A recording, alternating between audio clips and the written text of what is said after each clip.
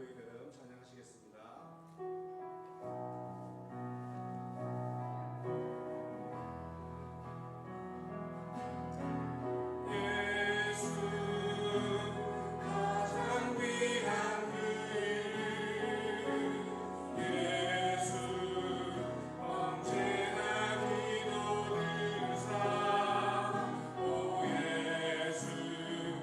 나의 손 잡아주시는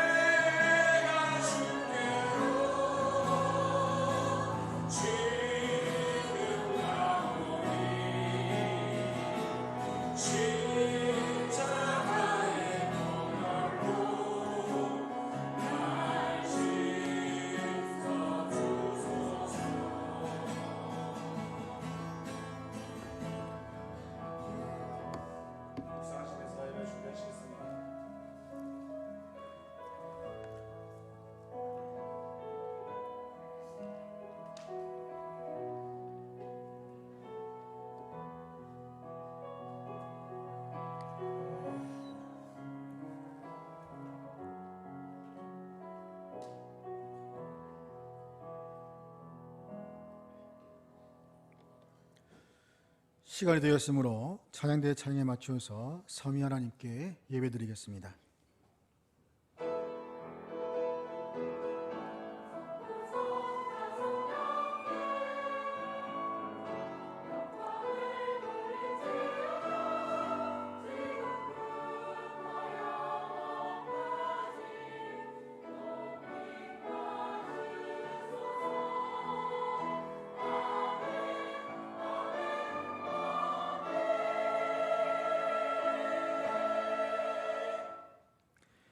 하나님은 영이시니 예배하는 자가 영과 진리로 예배할지니라.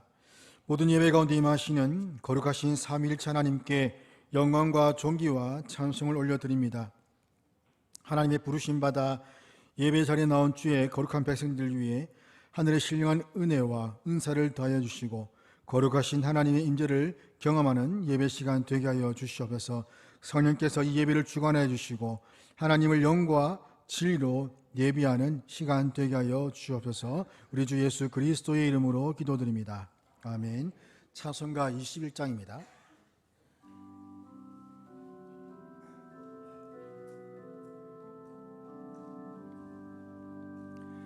다 찬양하여라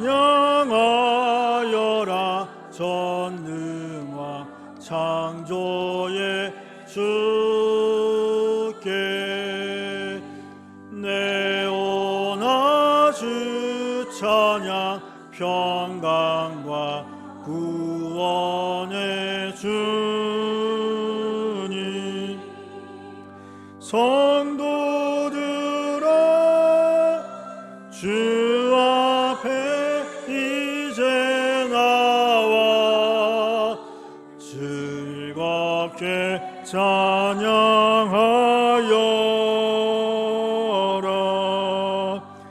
다 찬양하여라 놀라운 만유의 주께 포근한 날개 및 늘 품어 주시는 주님 성도들아 주님의 뜻 안에서 내 소원 다 이루리라. 다 찬양하여라 온 몸과 마음을 바쳐 이 세상 만물이 주 앞에 다 나와 찬양 성도들아 기쁘게 소리 높여 영원히 찬양하여라.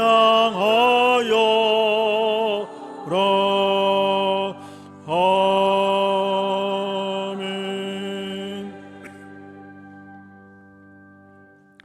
사도신경으로 우리 신앙을 다 함께 고백하겠습니다.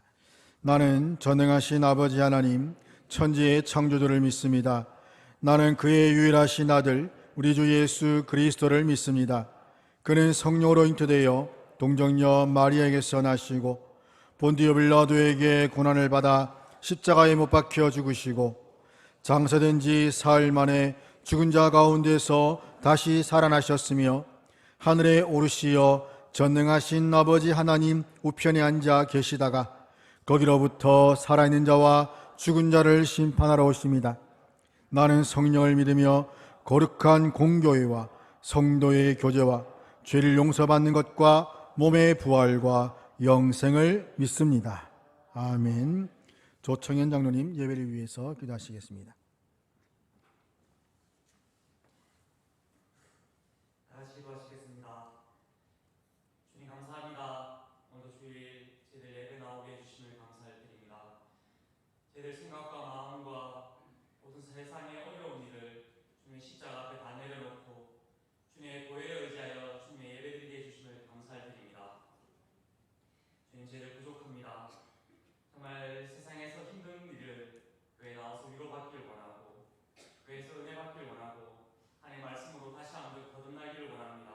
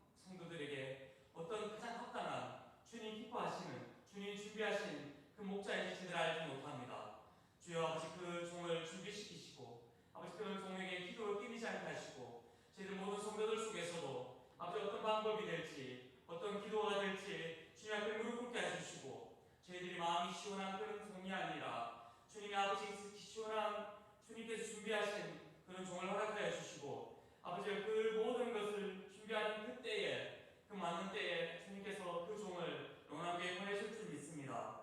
아버지여 그 종을 위하여 저희들 기도할 때 지치지 않게 하시고 아버지 서로 다투지 않게 하시고 저희들 마음이 하나 되게 하여 주시옵시고 아버지 어떤 마음을 할지 어떤 생각을 할지 주님께서 그 지혜를 허락하시고 그 마음에 감동을 있게 하시고 아버지 그 모든 것 속에서 하나님께서 이 교회에 가장 적합한 주님의 종을 보내주실 줄 믿습니다. 저희들 기도의 끈을 놓지 않게 해주시고 저희들 마음을 아주 깊은 종의 평안함을 허락하여 주시옵소서. 아버지 저희들 아버지 오늘 주님의 종을 뽑듯이 주님의 종을 뽑습니다. 권사님들과 안수집사를 뽑습니다.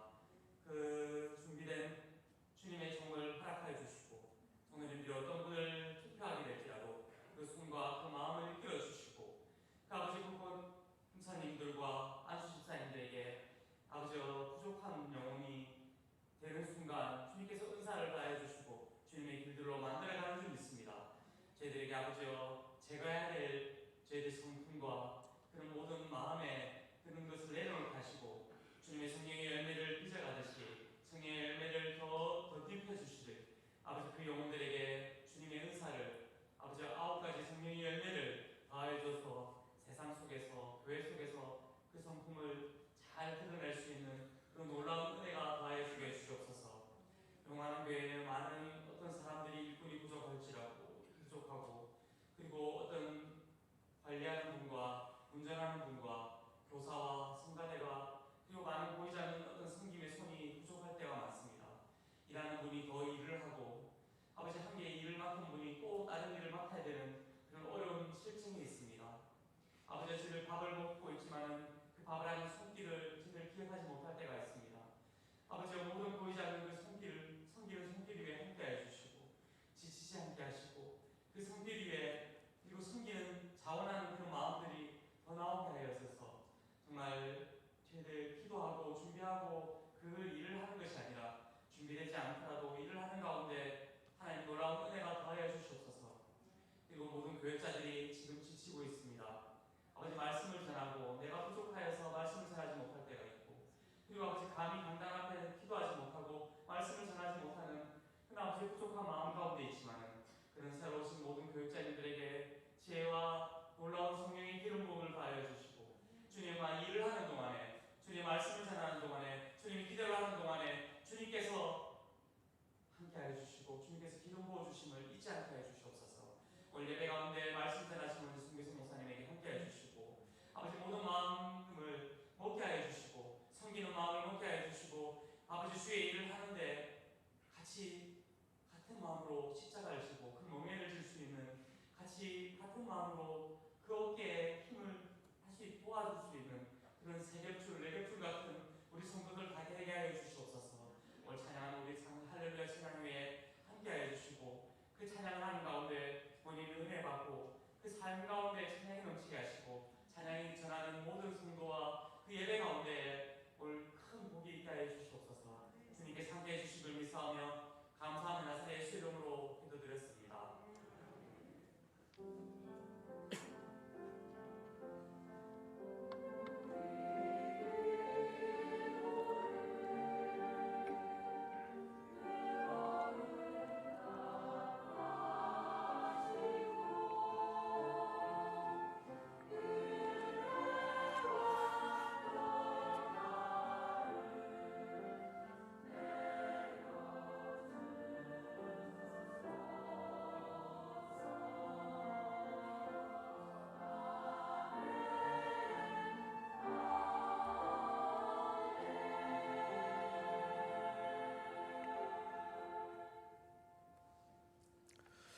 오늘 우리에게 주시는 하나님 말씀은 출애굽기 20장 4절부터 6절 말씀입니다. 출애굽기 20장 4절부터 6절 말씀 구약 성경 113면입니다.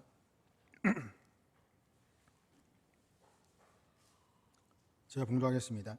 너를 위하여 새긴 우상을 만들지 말고 또 위로 하늘에 있는 것이나 아래로 땅에 있는 것이나 땅 아래 물속에 있는 것의 어떤 형상도 만들지 말며 그것들에게 절하지 말며 그것들을 섬기지 말라. 나 내 하나님 여호와는 질투하는 하나님인즉 나를 미워하는 자의 죄를 갚되 아버지로부터 아들에게로 3, 4대까지 이르게 하거니와 나를 사랑하고 내 계명을 지키는 자에게는 1000대까지 은혜를 베푸느니라. 아멘. 할렐루야. 찬양대에 찬양하겠습니다.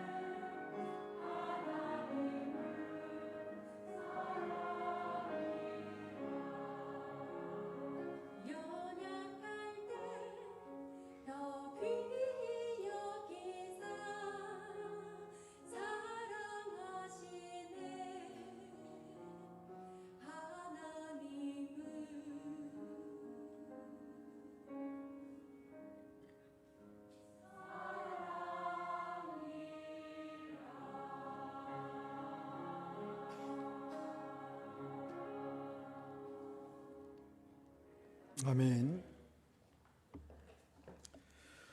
우리는 매주일 예배를 드립니다. 하나님께 나와서 예배하고 또한 하나님이 주시는 말씀을 들으면서 한 주 어떻게 살아야 될 것인가, 어떻게 살 것인가를 또 마음속으로 다짐하기도 하고 또한 그렇게 살려고 또 노력을 합니다. 지난 시간 1계명을 살피면서 하나님만이 예배 참 대상이 되심을 우리가 살펴보았는데, 우리의 예배 대상이신 하나님을 그럼 우리는 어떻게 예배를 하고 있는가를 한번 살펴보고자 합니다. 주님은 요한복음 4장 24절에서 하나님은 영이시니 예배하는 자가 영과 진리로 예배할지니라고 말씀을 하십니다. 우리가 하나님을 예배하는 방식은 주님 말씀하신 것처럼 영과 진리로 예배해야 합니다. 왜냐하면 하나님은 영이시기 때문입니다. 그러나 죄로 타락한 이 인간은 눈에 보이지 않는 이 영이신 하나님을 형상화시켜서 그 형상화된 하나님을 섬기려고 하는, 그리고 하나님을 자신 생각과 탐심대로 섬기려고 하는 그런 모습들을 보이고 있습니다. 하나님께서 말씀하신 것보다 자신이 편한 대로 내 생각대로 하나님을 예배하려고 한다는 겁니다. 그래서 우리는 하나님을 예배하는 방식을 잘 알아야 합니다. 그냥 편한 대로 예배하면 되지 굳이 방식이 무슨 필요가 있는가라는 질문을 할지 모르겠지만, 이는 하나님을 예배하는 방법을 모르기 때문에 하는 말입니다. 하나님은 분명히 이 계명에서 예배의 방식을 말씀하시는데, 어떻게 예배해야 하는가? 먼저는 형상 예배를 하면 안 됩니다. 4절과 5절을 보면 하나님께서는 이 계명으로 자기를 위해 새긴 우상을 만들지 말고 하늘로부터 땅 아래 물속에 있는 것들의 어떤 형상도 만들지 말고 그것들에게 절하거나 섬기지 말라라고 분명하게 말씀을 합니다. 절하다, 섬기다는 것은 경배하다 또는 예배하다라는 의미입니다. 우리의 살면서 마음 가운데 때로는 여러 가지 많은 우상들을 두고 살 때가 많습니다. 그 우상이라는 것이 무엇이냐면 내가 섬기는 것을 말하는 것이죠. 자녀가 될 수도 있고, 또 재물이 될 수도 있고, 건강이 될 수 있고, 또한 명예가 될 수가 있을 겁니다. 이런 것들을 마음에 두면서 마치 그러한 것들이 하나님인 것처럼 생각하면서 섬기고 있지 않은지를 생각해 보아야 합니다. 돈이 많으면 행복해질 것이다, 또는 자녀의 성공이나 명예, 또 건강, 이러한 것들이 나를 조금 더 행복한 삶으로 이끌어야 할 것이다 라는 그런 생각들을 하진 않습니까? 만약 그렇다면 이것은 분명하게 말씀드리지만 1계명에서 하시는 말씀처럼 첫 번째 계명은 나 외에 다른 신들을 내게 두지 말라라는 말씀을 어기는 죄를 짓는 겁니다. 이러한 죄를 지음에도 불구하고 우리는 계속해서 하나님을 만들어가고 있습니다. 모든 것에 하나님이라는 그 이름을 붙이면서 그것들을 하나님처럼 생각합니다. 이렇게 만들어내는 가짜 하나님, 거짓 하나님, 그러한 것들이 우리에게 우상이 되는 것이죠. 그래서 이 계명은 우상에 만드는 것, 또 우상을 숭배하는 것을 금지하는 말씀입니다. 우리 하나님은 창조주십니다. 그러나 형상은 피조물을 나타내는 것에 불과합니다. 하나님은 영이십니다. 그러나 형상은 일시적입니다. 물질입니다. 하나님은 영원하시지만 형상은 일시적이고, 또한 형상을 만들어 하는 그 예배는 하나님으로부터 나타나는 그 모든 영광과 위대함을 부인하는 일입니다. 그런데 구약에 보면 이스라엘 백성들은 이 두 번째 계명을 매우 자주 어겼습니다. 왜 이스라엘 백성들이 이러한 이 계명을 거스르는 죄를 자주 지었는가 하면 하나님의 말씀을 온전하게 받아들이지 않았기 때문입니다. 자기들의 방식으로 하나님을 섬기기 원했기 때문이지요. 이스라엘은 자신들의 방법대로 하나님을 섬기고 그 하나님의 그 언약의 하나님으로부터 복을 받으려고 했기 때문입니다. 하지만 이 바벨론 포로 생활 이후에는 형상을 만들어 섬기는 그 일이 사라졌습니다. 그런데 형상을 만드는 대신에 다른 형태로 우상을 숭배하게 되는데, 하나님 말씀을 떠나서 생활에 필요한 여러 규칙들과 형식을 만든 겁니다. 이렇게 규칙을 많이 만들고 또 어떤 형식을 만들어서 이것을 잘 지키면 하나님으로부터 복을 받을 것이다 라는 생각을 했던 것이죠. 또한 신약에서 주님은 이 언약의 말씀에 따른 경건이 아니라 바리새인들의 또 외형적인 경건을 정죄하셨습니다. 바리새인들은 자신들이 만든 그 규칙들, 그리고 장로들의 전통, 이러한 것들을 말씀보다 우위에 둠으로써 그러한 것들을 말씀보다 더 권위 있는 것으로 여기고, 그러한 것들을 가르치고 그러한 방식대로 그들은 경건의 모습을 보였던 겁니다. 그러다 보니 하나님의 그 말씀에 깊이 있는 그 뜻을 알지 못한 채 그냥 문자적으로 해석하여서 결국 예수님으로부터 외식하는 자들이라는 그런 책망을 받게 된 것이죠. 이들은 자신들의 방식으로 하나님을 섬기고 하나님의 그 사랑을 기대했던 겁니다. 우리가 사랑을 할 때에도, 여러분, 사랑할 때 내 마음을 편하게 하기 위해서 사랑을 하는 사람은 없습니다. 사랑은 결코 내 마음 편하게 하기 위해서 사랑하는 것이 아닙니다. 이렇게 하면 내 마음이 편하니까 이런 방식으로 사랑을 하게 되면 그 사랑은 거짓된 사랑입니다. 사랑은 철저하게 자신을 감추고 상대를 배려하고 상대를 이해하는 것이 진정한 사랑의 표현입니다. 그러니까 자신의 감정, 그 감정이 상대의 감정을 무시한 채 내 감정만 받아라 라는 식의 그러한 사랑은 스토커고 집착이지 그런 바른 사랑이라 할 수 없는 것이죠. 바로 바리새인들의 그러한 방식들이 이랬다는 겁니다. 자기들이 만의 방식으로 하나님께 밀어붙이듯이 이런 방식으로 예배를 하고 그런 방식으로 경건한 모습을 살았기 때문에 주님으로부터 책망을 받았던 겁니다. 그래서 우리는 하나님 말씀으로부터 하나님을 발견해야 되고 또한 하나님의 뜻을 알고 순종을 해야 합니다. 왜냐하면 하나님 말씀이 바로 시편 119편 105절 나오는 것처럼 내 발의 등이며 내 길의 빛이 되기 때문입니다. 하나님의 말씀은 우리의 삶을 인도하는 안내자입니다. 하나님 말씀, 우리를 하나님이 원하시는 그런 예배의 삶으로 인도해 나갑니다. 오늘날 우리 가운데 그 누구도 이러한 형상, 무엇을 만들어서 예배를 하지 않습니다. 그래 우리가 알다시피 천주교나 또는 동방 종교라고 그리스 종교나 또는 러시아 종교회 그쪽에서는 이 형상을 만들어서 거기에다가 앞에서 절을 하거나 손을 모고 기도를 하는 모습들을 종종 볼 수가 있습니다. 그들은 그렇게 형상을 만드는 이유를 교육적인 차원에서 만든다라고 말들을 합니다. 우리 아이들도 보면 주일학교나 보면 어린 아이들의 이해를 돕기 위해서 그림을 그려서 예수님이나 여러 가지 다른 것들을 표현하기도 합니다. 그래서 이러한 형상들을 만드는 것을 우리는 종종 보게 되는데 너무나도 친숙하고 익숙하기 때문에 그것이 자칫하면 우상이 될 수 있다는 생각을 하지 못한다는 것이죠. 어떤 형상도 만들지 말라라는 말씀을 우리가 들을 때에 눈에 띄게 형상을 만들진 않지만 그러나 다른 종류의 형상을 만들어서 예배하는 사람도 있다는 겁니다.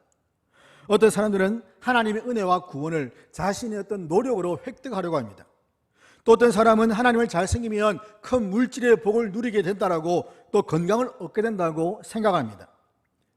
또 이를 위해서 앞에선 목사는 설교할 때 강단에서 이러한 번역 위주의 설교를 하게 되고 또한 성도들은 그러한 설교를 들음으로써 하나님을 자기들의 생각대로 자기들의 상상대로 만들어내는 그러한 잘못을 범하게 되는 것이죠. 하나님의 말씀을 떠나서 자기 생각대로 하나님을 상상해내는 것은 일종의 형상 숭배라는 겁니다. 자기 위주의 하나님의 말씀을 해석하고 적용하고 심지어 하나님을 형상하는 그러한 일들이 우리 안에서 일어나고 있다는 말입니다. 우리는 하나님을 삼위일체 하나님으로 믿고 고백합니다. 사도신경에 나오는 것처럼 성부 하나님과 성자 하나님과 또 성령 하나님을 우리는 믿고 고백한다고 우리는 매주일 신앙 고백을 통해서 표현하고 있습니다. 하지만 이 삼위일체 중에 삼위만 강조하는 것도 문제가 되고 일체만 강조하는 것도 문제가 될 수가 있습니다. 또한 삼위 중에서 한 위만 극단적으로 부각을 시키는 것도 우상 숭배의 위험이 될 수가 있습니다. 성부 하나님의 사랑과 거룩과 자비와 인애와 그러한 하나님의 속성들만 부각시켜서 성부 하나님만 마치 참 하나님인 듯이 우리가 예비하고 기도한다면 그것도 우상 숭배가 될 수가 있습니다. 또한 예수 그리스도 성자 하나님의 그런 사역들, 고난과 죽음과 또 그리스도의 그 보혈, 이러한 것들만 또 부각시켜서 그러한 것들을 강조하다 보면 자칫하면 또 위험에 빠질 수가 있습니다. 또한 성령 하나님을 강조하면서 성령의 능력과 은사, 이러한 것들만 강조하다 보면 결국엔 또 우상 숭배에 빠질 수 있는 위험이 생길 수 있다는 말입니다. 우리는 언제나 삼위일체 하나님을 믿고 고백해야 합니다. 그리고 예배해야 합니다. 그러면 왜 이런 현대판 형상 숭배가 나타나는 것일까요? 이는 성경의 하나님을 다른 종교들의 신들과 같은 것으로 생각을 하기 때문입니다. 고대 근동 사회에서는 어떤 신을 섬길 때에 그의 형상을 만들어 놓으면 그 신을 지배해서 자신의 소원을 이룰 수 있다고 생각을 했습니다. 그래서 신전을 만들어 놓고 그 어떤 신의 형상을 새겨서 또 부어 만들거나 만들어 세우고 거기에 제사를 하고 그 신에게 소원을 빌면 무엇인가 그 신으로부터 받을 수 있다는 것이죠. 비의 신이라든지 천둥의 신 또는 풍요의 신, 이러한 각가지 종류의 신들을 만들어서 그 신에게 빌면 그 신으로부터 무엇인가 얻을 수 있다라고 생각했던 겁니다. 그래서 하나님께서는 너를 위하여 새긴 우상을 만들지 말고 라고 하신 이유가 바로 이러한 것들을 방지하기 위함이었습니다. 이스라엘 백성들은 이방 족속들처럼 하나님의 어떤 형상을 만들고 자신의 어떤 욕심을 채우기 위해서 하나님을 이용하려고 해서는 안 된다는 것을 강조하신 겁니다. 하나님께서 이스라엘 백성들을 애굽에서 구원하시고 자기 백성으로 삼으신 것은 그들을 하나님의 자신의 뜻을 이루기 위해서 택하시고 부르셔서 자신의 백성으로 삼으신 겁니다. 그래서 이스라엘 백성들은 자신들이 하나님의 뜻을 이루어가는 그런 도구가 되어야 되지 하나님을 자신의 뜻을 이루는 그런 도구나 방편으로 삼아서는 안 되었던 겁니다. 사람이 하나님을 위해 존재하는 겁니다. 하나님이 우리를 위해 존재하는 것이 아니라 사람이 하나님을 위해서 존재하는 겁니다. 때문에 우리는 우리 자신의 모든 삶을 바라보면서 하나님을 우리의 어떤 이기적인 목적을 위해서 이용하려는 경향이 있지 않은지를 살펴보아야 합니다. 우리 기도에 보면 많은 부부들이 자신들의 위한 그런 간구의 내용들이 많이 있습니다. 우리는 주기도문에서 볼 때에 하나님의 나라를 위해서 기도하고 아버지의 뜻이 땅 가운데 이루어지기를 기도하는 그러한 내용들을 보게 됩니다. 하지만 우리 기도에서는 우리가 주 앞에 나와서 하는 그런 기도에서는 이러한 기도의 내용들을 찾아보기가 어렵다는 겁니다. 하나님의 나라를 위해서 하나님의 교회를 위해서 내가 어떻게 헌신하고 어떻게 정말 살아야 될지를 구하고 묻는 그런 기도는 찾아보기가 어렵다는 것이죠.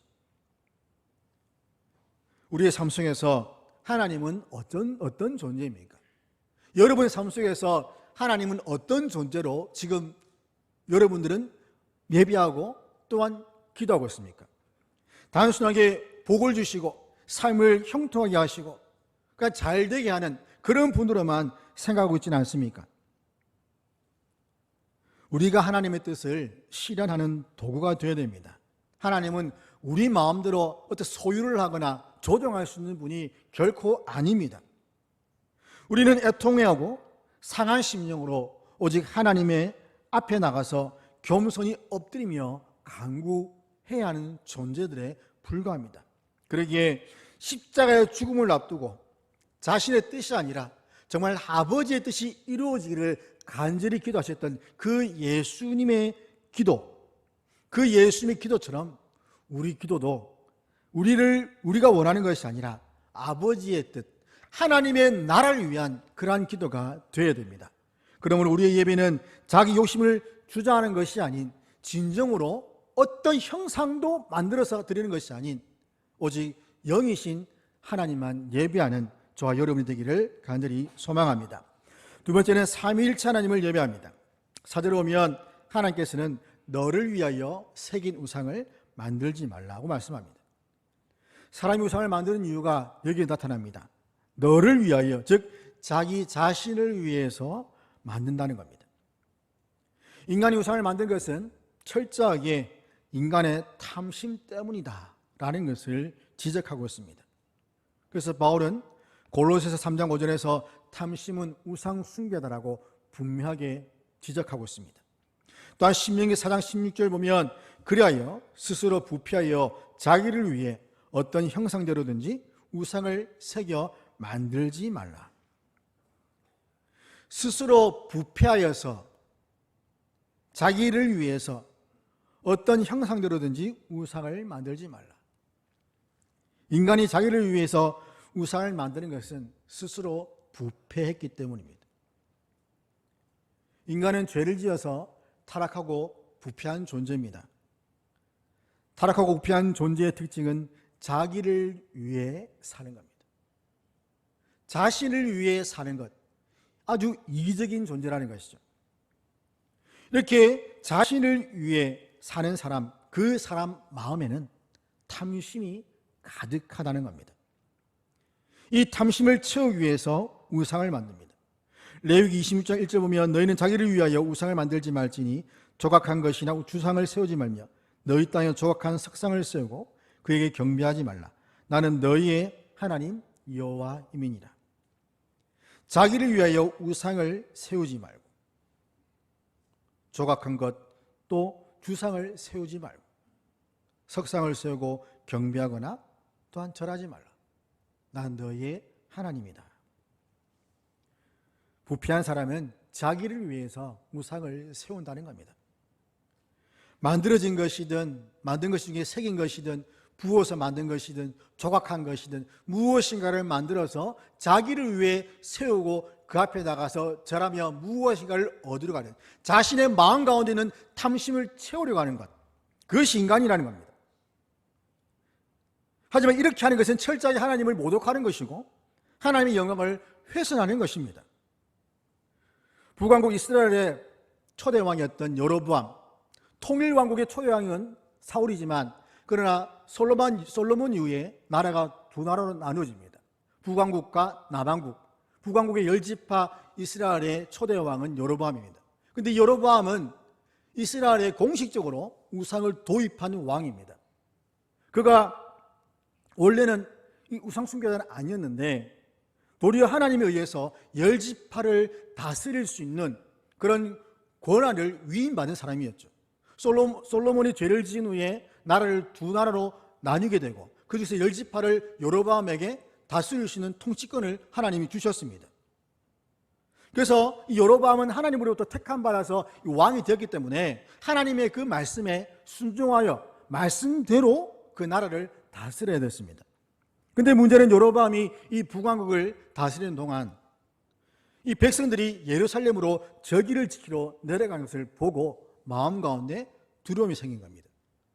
백성들이 저기를 지키러 내려갈 때마다 그들이 그곳에 가서 마음을 빼앗겨서 다시 유다로 가면 어떻게 하나라는 그런 걱정과 근심과 두려움이 생긴 것이죠. 그렇게 되면 결국 자신의 통치권이 위협을 받게 될 것이라는 생각이 했던 겁니다. 그래서 베델과 단에다가 금송아지를 만들어 두고 이 금송아지가 너희들이 섬길 여호와 하나님이다 라고 하면서 백성들에게 그것을 섬길 것을 요구했던 겁니다. 자신의 통치권을 계속 유지하려는 그의 탐심이 하나님보다 자신의 정욕을 따라서 금송아지를 만들어 우상을 선택하게 했던 겁니다. 하나님을 전적으로 의지하지 못하고 자신의 힘과 노력으로 자신의 왕위를 지키려고 했던 겁니다. 이렇게 하나님을 의지하지 못하는 사람은 결국에는 우상을 만들어 섬길 수밖에 없습니다. 하나님인가 우상인가 하는 그런 갈림길에서 갈등을 할 필요는 없습니다. 하나님인가 재물인가 하는 그런 갈등은 우리에게 필요가 없습니다. 하나님과 재물인가 하는 그 갈등 가운데 있으면 우리 마음 가운데는 하나님께 드려야 할 그 제물도 너무 아까워서 드릴 수가 없게 됩니다. 하나님께 많이 드려도 우리 마음 가운데는 도리어 드릴 것이 없어 하나님께 죄송한 마음이 있어야 될 텐데, 도리어 드려야 될 것을 줄여서 자기 것으로 만들고 하나님께 드릴 것은 그냥 형식만 갖추어서 드리게 된다면 그것은 하나님이 아닌 재물을 섬기고 있는 것이죠. 그런 갈등 자체가 우리 안에 있어서는 안 된다는 말입니다. 우리는 당연히 하나님 편에 서야 되고 하나님만 섬겨야 됩니다. 하나님을 믿는다면서 하나님과 세상 사이를 두고 갈등을 하는 것은 믿음이 없거나 아니면 그 믿음이 너무나도 약해서 그 삶 가운데 어떤 영향도 주지 못하는 그런 상태라는 증거입니다. 사람은 자신이 좋아하고 따르는 사람이나 존재를 닮으려고 합니다. 그 사람마다 각자의 우상이 있습니다. 롤 모델이라는 겁니다. 연예인들을 아이돌이라고 부릅니다. 이 아이돌은 영어인데 이 아이돌의 뜻이 바로 우상입니다. 아이들의 우상, 여러 가지 많은 연예인들도 있고 무슨 그룹들도 있지만 이 우상이라는 단어가 성경에서 말하는 그런 우상의 의미보다는 아이들이 닮고 싶어하는 어떤 본을 의미하게 된 것이죠. 노래와 춤을 잘 추는 사람은 유명한 가수나 또는 댄서들을 보고 따라하고 흉내내어서 그 사람처럼 되기를 계속 수없이 반복을 할 겁니다. 또는 운동을 잘하고 싶다면 유명한 운동선수들의 경기를 보고 그들의 기술이 무엇인지를 또 보고 배우면서 수많은 노력을 해서 그 사람을 닮거나 또는 그 사람보다 뛰어난 사람이 되려고 할 것입니다. 이처럼 사람은 자신이 좋아하는 사람을 닮고 싶어하는 본성이 있는데 문제는 인간이 타락하고 부패한 존재라는 겁니다.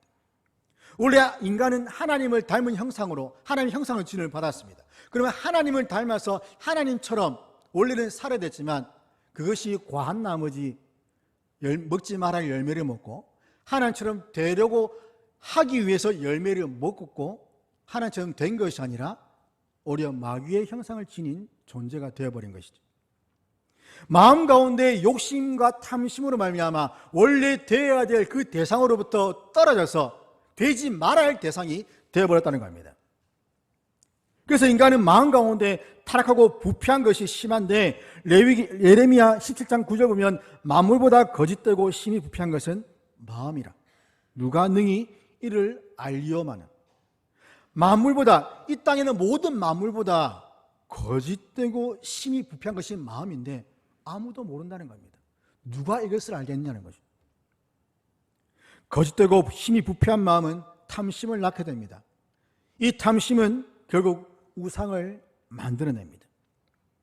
시편 115편 4절 8절 보면 우상과 그를 섬기는 사람이 어떤지를 가르쳐 주는데 그들의 우상들은 은과 금이요 사람이 손으로 만든 것이라 입이 있어도 말하지 못하며 눈이 있어도 보지 못하며 귀가 있어도 듣지 못하며 코가 있어도 냄새 맡지 못하며 손이 있어도 만지지 못하며 발이 있어도 걷지 못하며 목구멍이 있어도 작은 소리조차 내지 못하느니라. 우상들을 만드는 자들과 그것을 의지하는 자들이 다 그와 같으리라. 은과 금으로 만든 것입니다. 아주 가치 있는 것이죠. 하지만 이것은 사람의 손으로 만든 것에 불과합니다. 입이 있어도 말하지 못하고 눈이 있어도 볼 수 없고 귀가 있어도 듣지 못하고 코가 있어도 냄새 맡지 못하고 손이 있어도 만지지 못하고 발이 있어도 걷지 못하고 도리어 사람이 등에 메고 옮겨야만 움직일 수 있는 존재.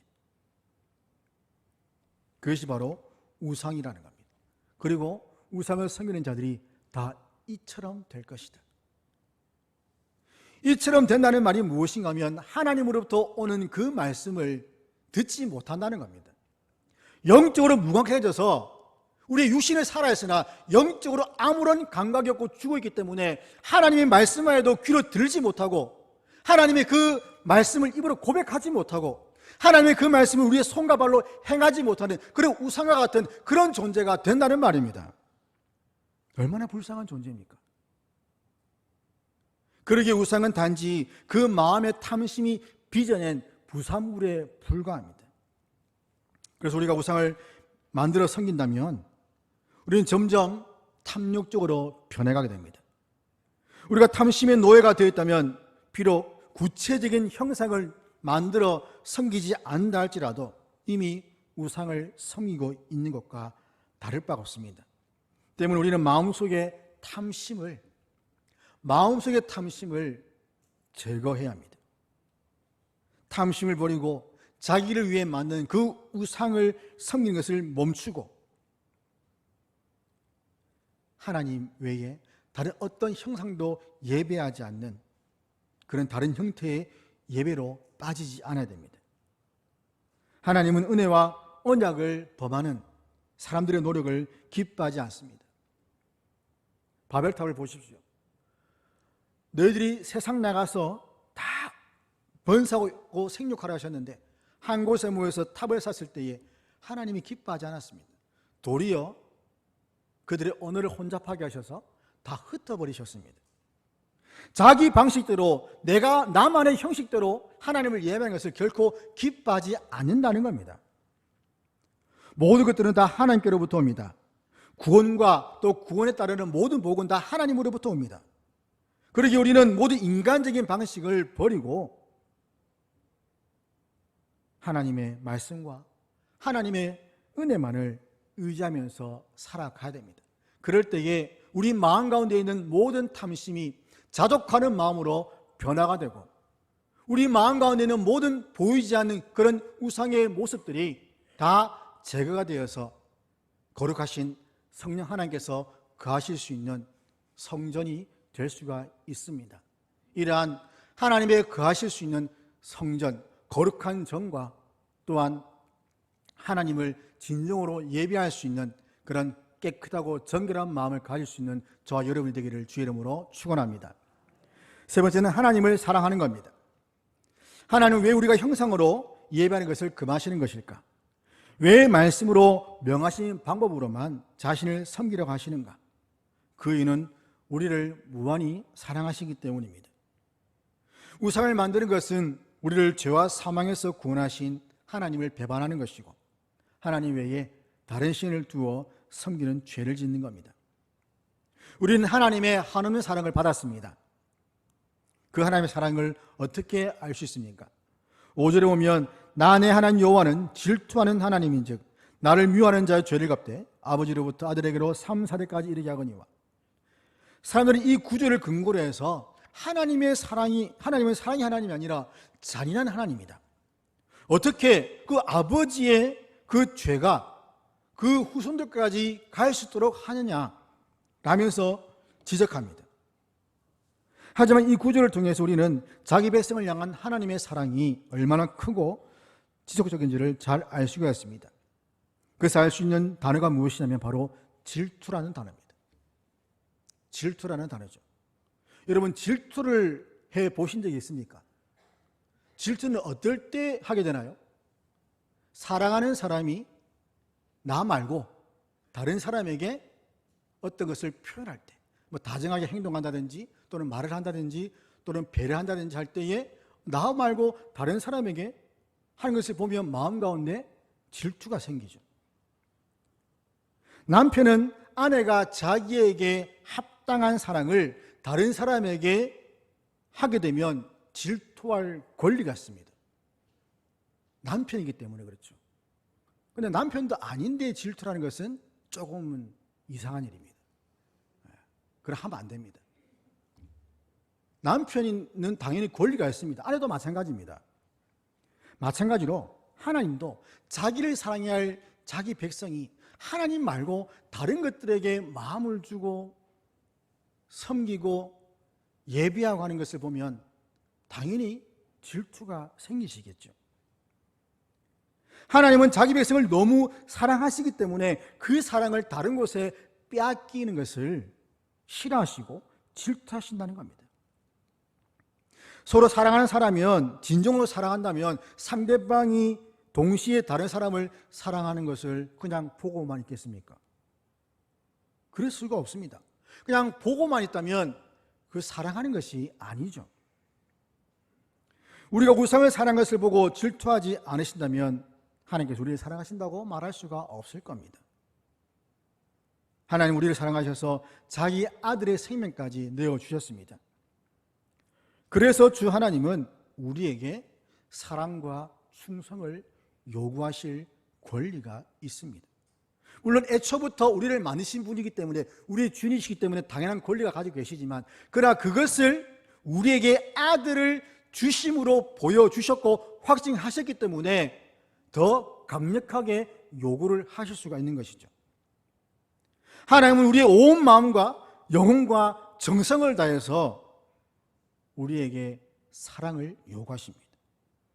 또한 우리는 하나님의 신부입니다.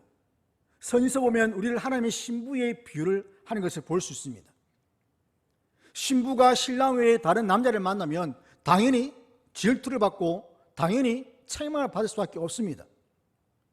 우리는 하나님의 신부로서 하나님만 사랑하고 하나님 말씀에만 순종해야 합니다. 그래서 하나님께서는 자기 백성을 너무나도 사랑하시기 때문에 질투하시고 마침내는 징계를 하셔서 돌아오도록 하시는 겁니다. 그래서 하나님은 나를 미워하는 자의 죄를 갚되 아버지로부터 아들에게로 3, 4대까지 이르게 한다 라고 말씀을 하시는 것이죠. 자, 부모가 악하기 때문에 그들의 죄 없는 자녀들을 정죄하고 벌하신다는 뜻이 결코 아닙니다. 하지만 이 부모와 자녀의 관계는 매우 밀접합니다. 좋은 나무는 좋은 열매를 맺고 나쁜 나무는 나쁜 열매를 맺습니다. 부모가 하나님에게 성실하고 정말 열심을 다해서 바른 신앙생활을 생활한다면 자녀들도 그것을 보고 본받아서 그렇게 할 가능성이 매우 높습니다. 하지만 하나님께 부모가 성실하지 않는다면 그 자녀들도 그렇게 하지 않을 가능성이 높다는 것이죠. 인간은 타락하고 부패한 존재이기 때문에 도리어 하나님을 예배하지 않고 하나님을 섬기지 않는 것에 더 많은 영향을 받게 됩니다. 자연스럽게 죄가 이어질 수밖에 없다는 겁니다. 그래서 부모님들은 우리 자녀들에게 하나님을 사랑하고 이러한 섬기는 모습을 잘 보여주어야 됩니다. 보여주기 위해서 하라는 것이 아니라 그렇게 하나님을 향한 그 열심과 그러한 사랑이 그 마음 가운데 충만하게 있다면 당연히 그러한 것들이 흘러나오겠죠. 흘러나와서 자녀들에게 영향을 줄 수밖에 없고 또 교회에 있는 믿음이 연약한 자들이나 또는 다음 세대들에게 그러한 모습들이 비춰질 수밖에 없습니다. 그런 모습들이 저와 여러분이 있기를 간절히 바랍니다. 선지자 이사야는 히스기야 왕에게 그가 범한 죄 때문에 그 자손이 나라를 잃을 것이다. 그리고 포로로 잡혀야 될 것이라고 예언했습니다. 우리는 부모와 교회 어른들로서 자녀와 믿음의 후배들에게 이러한 책임 있는 경건의 모습, 이러한 신앙의 본을 보여줘야 됩니다. 그래서 우리는 하나님의 그 뜨거운 사랑에서 나오는 나를 미워하는 자의 죄를 갚되 아버지로부터 아들에게로 3, 4대가 이르게 한다는 이 말씀을 마음에 새기면서 하나님이 나를 사랑하기 때문에 내가 다른 것들을 섬기고 예배하는 것을 싫어하시는구나, 질투하시는구나 라는 것을 마음에 새기고 하나님만 예배하고 하나님만 사랑하고 또한 우리를 사랑하신 그 하나님의 그 사랑을 받고 또한 그 내리시는 복을 받아야 될 것입니다. 또 6절을 보면 나를 사랑하고 내 계명을 지키는 자에게 1000대까지 은혜를 베푼다 라고 말씀하시는데 하나님의 사랑이 얼마나 크고 놀라운지를 또한 볼 수 있습니다. 만약에 나를 사랑하고 계명을 지키는 자에게 3, 4대까지 은혜를 베풀고 나를 미워하고 계명을 지키지 않은 자에게 1000대까지 죄를 묻겠다라고 이것이 바뀌었다면 어떻게 되겠습니까? 그야말로 끔찍하지 않습니까? 오히려 징계는 짧고 하나님의 은혜는 더 길다는 겁니다. 여기서 우리는 또한 하나님의 사랑을 볼 수 있는 것이죠. 그러나 우리가 자격 없는 우리를 하나님 사랑하시지만 그러나 모든 사람을 다 사랑하시는 것이 아니고 누구에게나 복을 주신 것이 아닙니다. 왜냐하면 전제가 있습니다. 나를 사랑하고 내 계명을 지키는 자에게, 하나님을 사랑하고 하나님의 계명을 지키는 자에게라야 하나님이 천대까지 은혜를 베풀어 주신다라고 말씀하시는 것이죠. 하나님을 사랑하고 계명을 지키는 것이 바로 하나님을 바르게 예배하는 겁니다. 우리 이렇게 언약을 맺으시는 하나님은 우리의 창조주와 우리의 구세주로서 우리에게 신실한 사랑과 또한 마음을 원하시고 또한 우리들에게 사랑과 복을 내려주시는 분입니다. 그래서 하나님은 내 소유가 되어서 내 마음대로 조정할 수 있는 분이 아니라 도리어 우리가 하나님의 소유로서 하나님의 거룩한 백성들로서 왕같은 제사장으로서 하나님을 위해서 살아야 됩니다. 하나님 말씀에 순종하는 삶을 살아야 합니다. 사랑하는 성도 여러분, 우리는 하나님의 백성으로서 말씀에 순종해야 할 마땅할 책임과 의무가 있습니다. 말씀에 순종해서 자신을 위해서 어떤 형상도 만들지 말라는 이 말씀을 꼭 기억하시길 바랍니다. 어떤 형상입니다. 내 생각과 내 마음 가운데 내 스스로 만드는 상상력으로 만든 그것조차도 하지 말라는 것이 하나님의 말씀입니다. 하나님이 어떤 속성 중에서 한 가지를 뽑아내어서 그것이 마치 성경에서 말씀하시는 하나님이냐 믿고 따르지 말라는 겁니다. 공의의 하나님이든 사랑의 하나님이든 그 하나님은 모두가 다 성경에서 말씀하시는 하나님이고 우리가 믿고 예배해야 할 하나님이라는 사실을 기억을 해야 합니다. 그러므로 참 하나님의 형상이신 예수 그리스도를 우리 마음 가운데 모시고 하나님의 뜻에 순종하여서 삼위일체 하나님만을 예배하는 저와 여러분이 되기를 주의 이름으로 간절히 축원합니다. 전능하신 하나님 아버지, 저희 아버지가 되시고 날마다 저희를 인도하시니 감사합니다. 구원하신 은혜에 감사하며 매주 하나님께 예배합니다. 우상 숭배라는 큰 죄를 범하지 않도록 죄를 지키시고 말씀으로 날마다 깨우쳐 주시옵소서. 탐심을 따라 살지 않도록 자족하는 마음이 되게 하시고 내가 만든 하나님의 형상이 아닌 말씀하시는 하나님만 사랑하며 살아가는 저희들 되게 하여 주시옵소서. 우리 주 예수 그리스도 이름으로 기도드립니다. 아멘. 찬송가 435장입니다.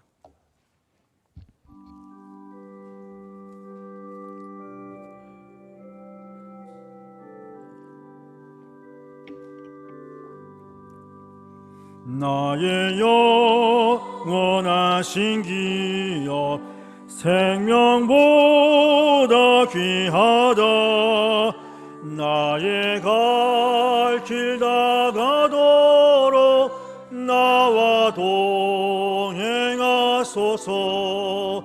주께로 가까이 주께로 가오니 나의 갈 길 나가도록 나와 동행하소서.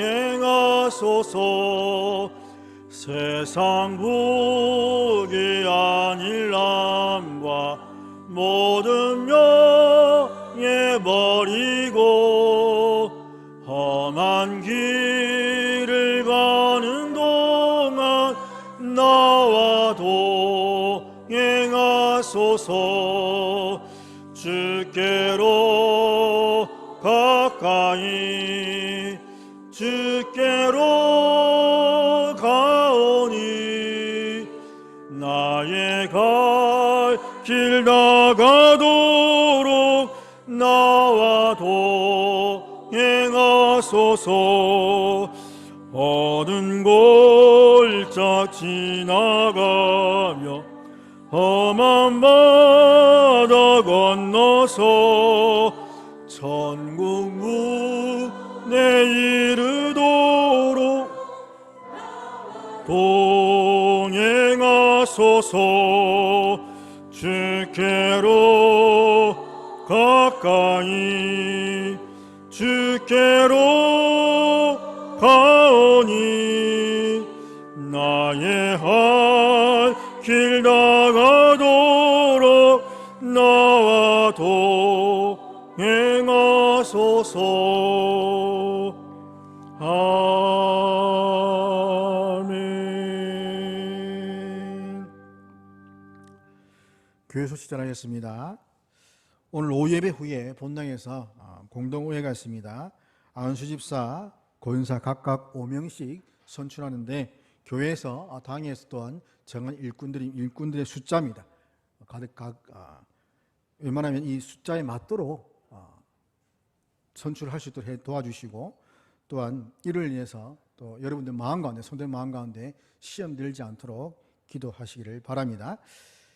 그리고 추가 교사 임명에 있는 조대시 집사님 청소년부의 교사로 임명되었고, 오늘 오후 예배 설교는 임시당회장이신 박상배 목사님께서 봉사해 주시겠습니다.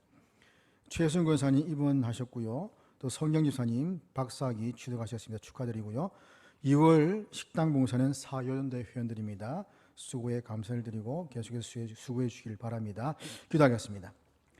은혜와 평강의 하나님 아버지, 한 주간 제 삶을 살아게 인도하시고 또 예배 자리에 나와 예배하게 하시니 감사합니다. 오늘 들은 말씀대로 어떤 형상도 만들지 말며 섬기지도 절하지도 않는 오직 영이신 하나님만 예배하는 예배자가 되게 하여 주시옵소서.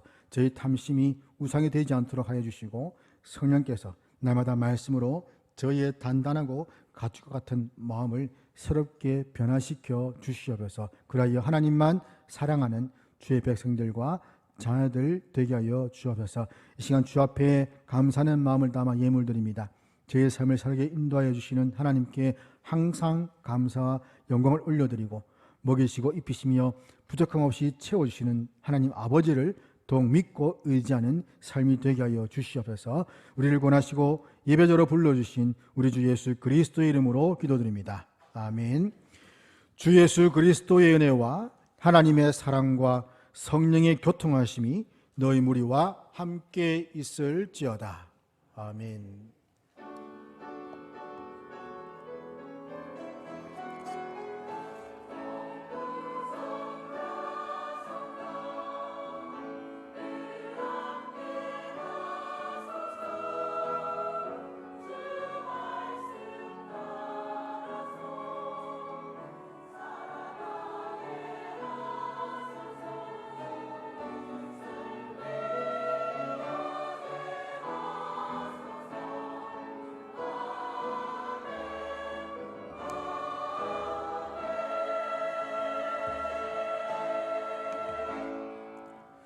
저 옆에 계신 분들께 사시면서 너는 시냇가에 심은 나라 부르고 예배를 마치도록 하겠습니다.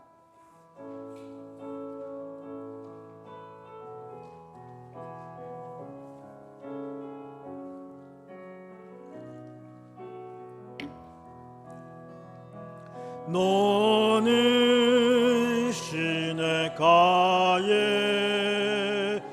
심은 나무라. 하나님의 사랑 안에 믿음 뿌리 내리고 주의 뜻대로 항상 살리